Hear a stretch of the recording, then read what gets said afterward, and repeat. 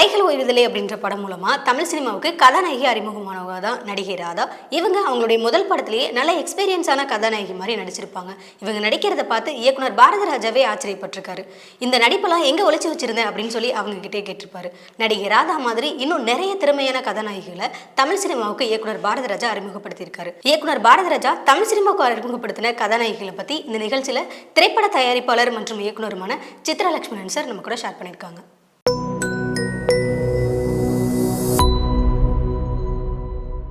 தமிழ் சினிமாவிலும் எத்தனையோ lady super ஸ்டார்களை சந்தித்திருக்கிறது.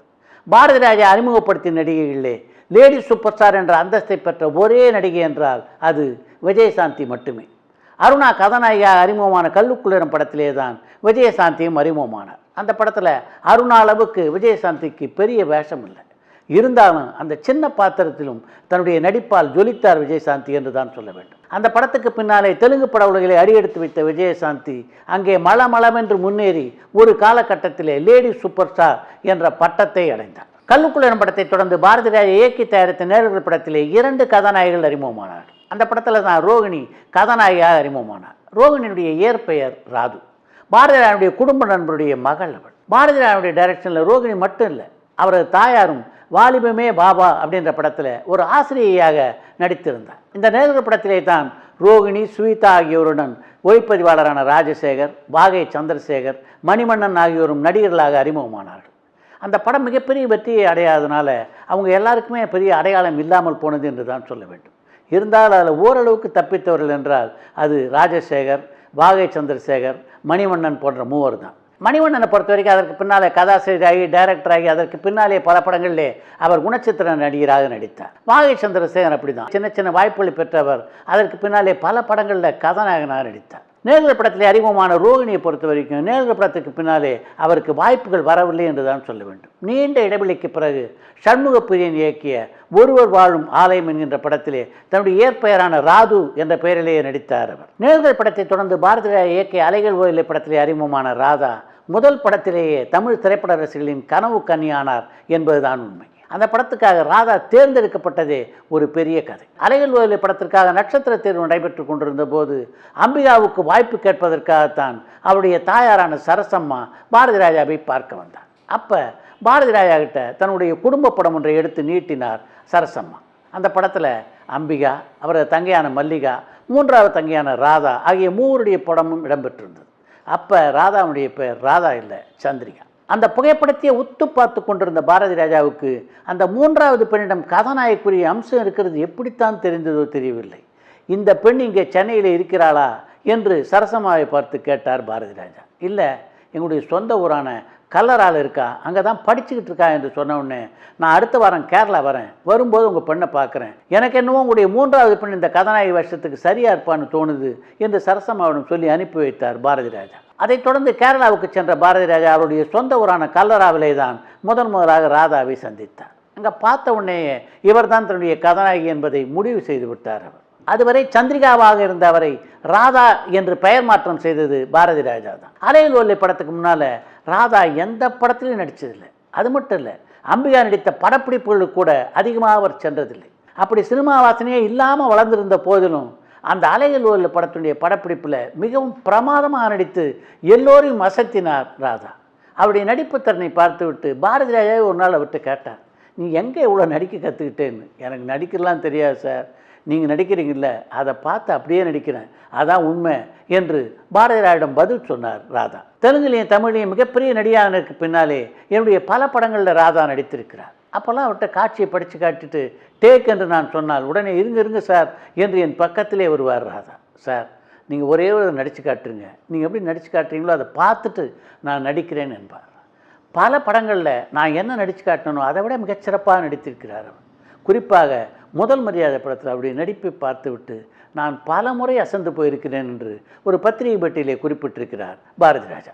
அலைகள் ஓய்வில்லை படத்தை தொடர்ந்து பாரதி ராஜா இயக்கிய படம் டிக் டிக் டிக். கமல்ஹாசன் கதாநாயகனாக நடித்த அந்த படத்திலே அவருக்கு 3 ஜோடிகள், மாதவி, சொப்னா, ராதா என்று 3 பேர் அவருக்கு ஜோடியாக அந்த படத்தில் நடித்தார்கள். மாதவியும் சொப்னாவும் பாரதி ராஜாவுடைய இயக்கத்தில் நடித்த முதல் படம் அதுதான். அந்த படத்தினுடைய நீச்சல் குள காட்சி ஒன்றிலே 2 பீஸ் உடை அணிந்து தமிழ் சினிமா ரசிகர்கள் எல்லோரையும் கரங்கடித்தார் மாதவி என்று தான் சொல்ல வேண்டும். அந்த படத்திற்காக கமல்ஹாசன் நீச்சல் உடையிலே மாதவி, சொப்னா, ராதா ஆகியோர் நிற்கின்ற ஒரு புகைப்படத்தை எடுத்திருந்தார் Bharathi Raja. Tick tick tick படத்துக்கு கிடைச்ச வரவேற்பை விட அந்த புகைப்படத்துக்கு கிடைச்ச வரவேற்பு இருக்கு, அது மிகப்பெரியது என்று தான் சொல்ல வேண்டும். டிக் டிக் டிக் படத்திற்கு மிகப்பெரிய எதிர்பார்ப்பை உண்டு பண்ணியதிலேயும் அந்த புகைப்படத்துக்கு பெரும் பங்கு உண்டு. அந்த படத்திலே இரண்டாவது கதாநாயகன் நடித்திருந்த சொப்னாவிற்காக நேற்று இன்று நேரம் என்று தொடங்குகின்ற ஒரு பாடலை பாடியிருந்தார் லதா ரஜினிகாந்த். அவர் பின்னணி பாடிய முதல் படம் டிக் டிக் டிக் தான். அலையில் ஓலை திரைப்படம் தமிழ், தெலுங்கு, ஹிந்தி ஆகிய 3 மொழிகளிலே தயாரானது. தமிழிலே ராதா நடித்த பாத்திரத்திலே, தெலுங்கிலே அருணா நடிக்க, ஹிந்தியிலே இளவரசர் சார்லஸுக்கு முத்தம் கொடுத்து இந்திய பத்திரிகைகள் அனைத்திலும் முதல் பக்கத்தில் இடம்பெற்ற பத்மினி கோலாபுரி நடித்திருந்தார். பத்மினி கோலாபுரி அந்த படத்தை நடிக்கும்போது மிகப்பெரிய நட்சத்திர அந்தஸ்திலே இருந்தார்.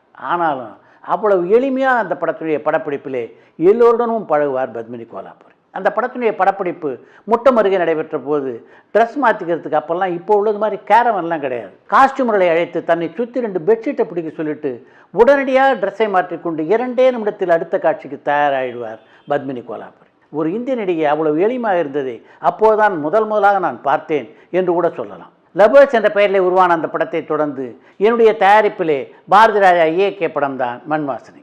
அந்த படத்துக்கும் பாரதி ராஜாவுடைய ஒவ்வொரு படத்தையும் போல பல நாட்கள் கதாநாயகி வெட்டியை நானும் பாரதி ராஜாவும் தொடர்ந்து நடத்தினோம். இதற்கிடையிலே நண்பர் ஒருவர் பத்மினியுடைய அண்ணன் மகள் சோபனாவை பற்றி எங்களிடம் சொல்ல, சோபனாவின் வீட்டுக்கு பாரதி ராஜா நானும் சென்று சோபனாவை பார்த்தோம். சோபனாவை பார்த்த உடனே மண்வாசனை படத்தினுடைய கதாநாயகி வேஷத்துக்கு அவர் மிகவும் பொருத்தமாக இருப்பார் என்று பாரதி ராஜாவுக்கு தோன்றவே இவரையே கதாநாயகியாக ஒப்பந்தம் பண்ணிடலாம் என்று என்னிடம் சொன்னார். அதைத் தொடர்ந்து அவருடைய தந்தையிடம் நானும் பாரதி ராஜாவும் பேசினோம். அவரும் அந்த படத்தை நடிக்க ஒப்புக்கொண்டார். மண்வாசனை படத்தை பொறுத்த வரைக்கும் அந்த படத்தினுடைய தொடக்குழா நடைபெற்று வெகு நாட்கள் ஆகியும் பத்திரிகையில் எந்த செய்தியும் இல்லைன்றதுனால சோபனா அந்த படத்திலே கதாநாயகன் நடிக்கிறார் என்று அறிவித்துவிட்டு பாரதியாவுடன் நானும் பம்பாய்க்கு சென்று விட்டேன். அப்போது பம்பாயிலே அலையில் ஓயிலை படத்தினுடைய ஹிந்தி பதிப்பினுடைய படப்பிடிப்பு நடைபெற்று கொண்டிருந்தது. அங்கேருந்து நாங்கள் படப்பிடிப்பு முடிச்சுட்டு திரும்ப வரத்துக்குள்ளே சோபனாவுடைய மனம் மாறிவிட்டிருந்தது என்று தான் சொல்ல வேண்டும். நான் +2 படிக்கணும், பரீட்சையெல்லாம் இருக்குது, அதனால் இந்த படத்தில் நடிக்க முடியாது என்றார் சோபனா. சோபனா அப்படி சொன்ன உடனே பாரதி ராஜா எந்த அளவுக்கு அதிர்ச்சி அடைந்தார் அப்படின்னு எனக்கு தெரியாது. ஆனால் என்னை பொறுத்த வரைக்கும் நான் மிகப்பெரிய அதிர்ச்சி அடைந்தேன் என்பது தான் உண்மை. ஏன்னா இந்த கதாநாயகி கிடைக்காம ஏற்கனவே படப்பிடிப்பு தள்ளி போய் கொண்டே இருந்தது. சோபனாவை நாங்கள் ஒப்பந்தம் செய்து முடித்த பிறகு கூட பார்த்தா அந்த படத்துக்கு கதாநாயகம் கிடைக்கல. இப்படிப்பட்ட சூழ்நிலையில் இவரும் போயிட்டார்னா எப்போ திரும்ப கதாநாயகியை தேடுறது, எப்போ கதாநாயகனை தேடுறது, எப்போ படப்பிடிப்புக்கு போகிறது என்ற கவலை என்னை சூழ்ந்து கொண்டது. அப்படிப்பட்ட சூழ்நிலையிலே தான் பாரதி ராஜனுடைய குடும்ப நண்பர் ஒருவர் மூலமாக ரேவதி எங்களுக்கு அறிமுகமானார். அப்போ அவருடைய பெயர் ரேவதி இல்லை, 6 சென்டிமெண்ட்டில் பாரதி ராஜா அவருக்கு சூட்டிய பெயர் தான் ரேவதி. அவருடைய இயற்பெயர் ஆஷா கேளுண்ணி. ஆஷான்றது அவர் பேர், கேளுன்னின்றது அவருடைய தந்தையின் பெயர். ரேவதியை பொறுத்த வரைக்கும் அவர் அப்போதைய பரதநாட்டியத்தில் மிகச்சிறந்த பயிற்சி பெற்றிருந்தார். அவர் பரதநாட்டியம் ஆடுகின்ற ஒரு போட்டோ ஆல்பத்தை பார்த்து விட்டு தான் அவரை இந்த படத்திற்காக பாரதி ராஜா தேர்ந்தெடுத்தார். சோபனாவை போலவே ரேவதியும் அப்போது +2 படித்து கொண்டிருந்தார்.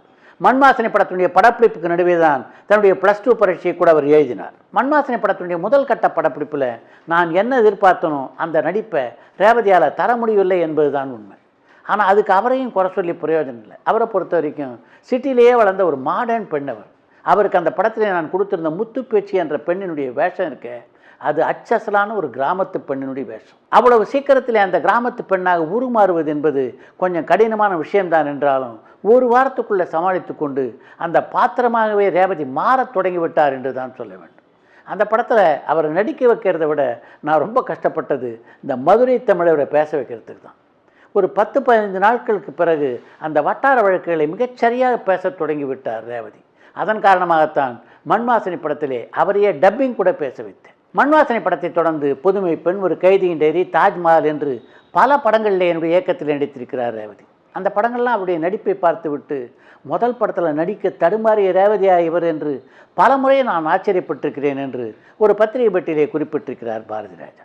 பாரதி ராஜாவுடன் இணைந்து பணியாற்றிய கதாநாயகிகள் பட்டியல் மிகவும் நீளமானது. அதில் ரேகா, ரஞ்சனி, காஜல் அகர்வால் என்று பலர் இருக்கிறார்கள். அவர்களை பற்றி இந்த நிகழ்ச்சியினுடைய அடுத்த பகுதியிலே பார்ப்போம்.